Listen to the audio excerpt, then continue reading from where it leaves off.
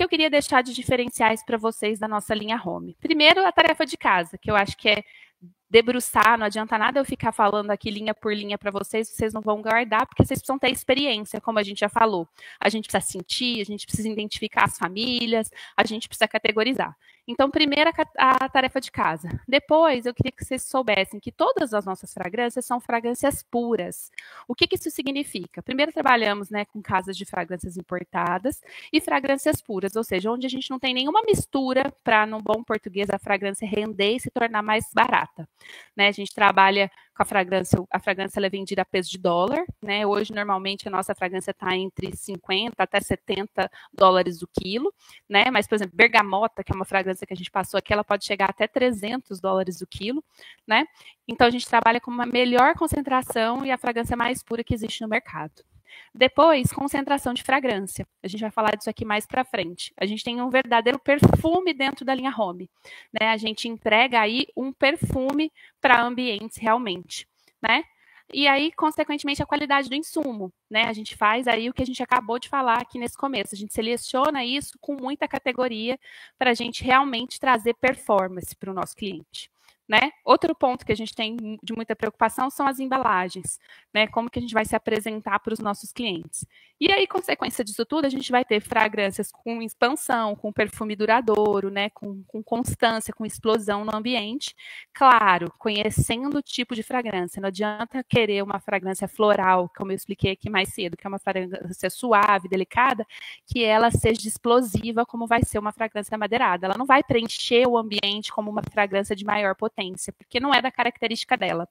Eu costumo falar muito que a gente precisa saber explicar para o cliente, por exemplo, uma pessoa discreta, eu não consigo fazer ela ser espalhafatosa, né?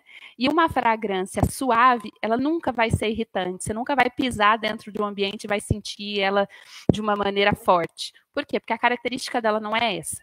Então, é importante a gente também conhecer disso para saber direcionar para o nosso cliente, né?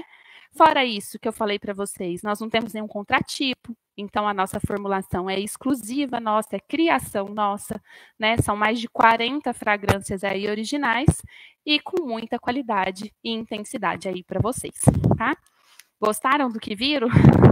Bom, vou dar sequência aqui para a gente não atrasar muito, a gente vai mais uns 10, 12 minutinhos no máximo, tá? Passada a linha home, o que eu queria deixar claro para vocês? Como que a gente usa me dê esse difusor aqui para mim, Luiz. Como que a gente usa um difusor de varetas, tá? O que é muito importante, tá? Um difusor de varetas, ó, eu tô com um aqui, será que o pessoal vai ver? Tá vendo o meu difusor aí, Thaís? Tá?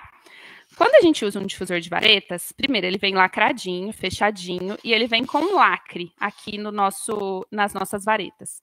As varetas, todo difusor fechado, e eu acho que isso é diferente das outras marcas que vocês trabalhavam, todo difusor em vidro fechado acompanha um jogo de vareta, tá? Todo difusor fechado acompanha um jogo de vareta. Os refis não acompanham o jogo de vareta, e o cliente precisa comprar separado. Então, quando ele compra o difusor de varetas, ele vai receber um joguinho com 8 varetas lacradas. Por que 8 varetas? Porque as 8 varetas conseguem praticamente lacrar e se entrelaçar aqui no bocal do vidro, de maneira que quase que ela feche o bocal do vidro. Por que isso é importante? Porque isso vai forçar que a fragrância embebeça toda a vareta e para que da vareta ela evapore no ambiente. Se o seu cliente tira 1, 2 ou 3 varetas, ele abre espaço e o que ele faz? Ele abre espaço para que o solvente, para que o álcool saia. E a fragrância sozinha não cheira, ela precisa de solvente e de álcool.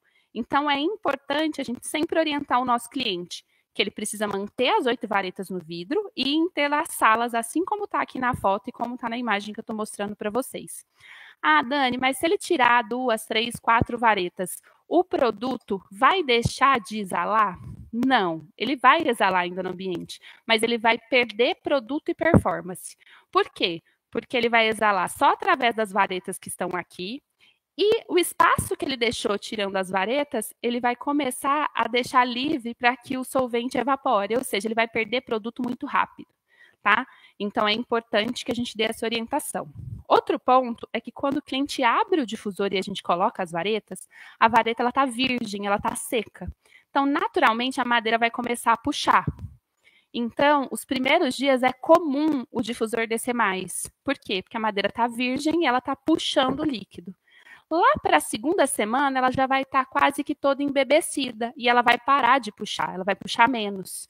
Então, o cliente vai virar a vareta e aí, a partir daí, ela vai começar a consumir menos. Então, é comum que nas primeiras 2 semanas, primeira semana, 15 dias, o cliente às vezes olha e fala assim, nossa, baixou muito rápido, não vai durar nada. Ele vai pensar assim, baixou 2 vezes na primeira semana, daqui 2 semanas não tem mais nada. Não, mas ele vai se adequar. Por quê? Porque a vareta já vai estar embebecida. Então, é importante que a gente oriente o cliente dessa maneira. E como que o difusor de varetas perfuma o ambiente? Quando a gente vira a vareta que está embebecida e traz ela para cima. Por quê? Porque aqui ela está totalmente embebecida, ela começa a trocar com o ambiente, com o vento, com a temperatura e começa a evaporar e fazer aí a perfumação do ambiente.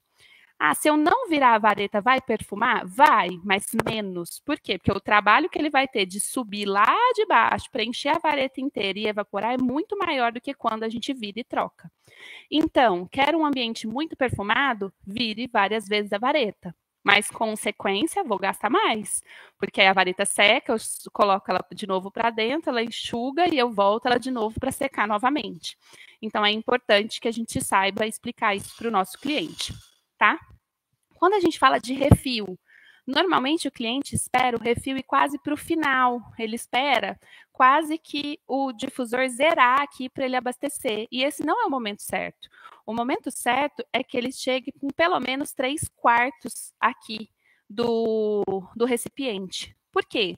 Porque, como eu falei para vocês, uma fragrância é feita de essência mais solvente. E o solvente, o álcool, é o primeiro que vai embora. Então, é natural, quando a gente começa a usar um difusor, a gente observar que, às vezes, uma fragrância que era transparente, clarinha, ela vai escurecendo com o tempo. Por quê? Porque o solvente, que é o álcool, vai evaporando mais rápido e vai ficando a maior concentração de fragrância. E, consequentemente, ela tem menos poder de evaporar para o ambiente. Quando a gente repõe com um refil novo, a gente traz mais solvente para aquela base. E aí aquela base continua a performar com qualidade.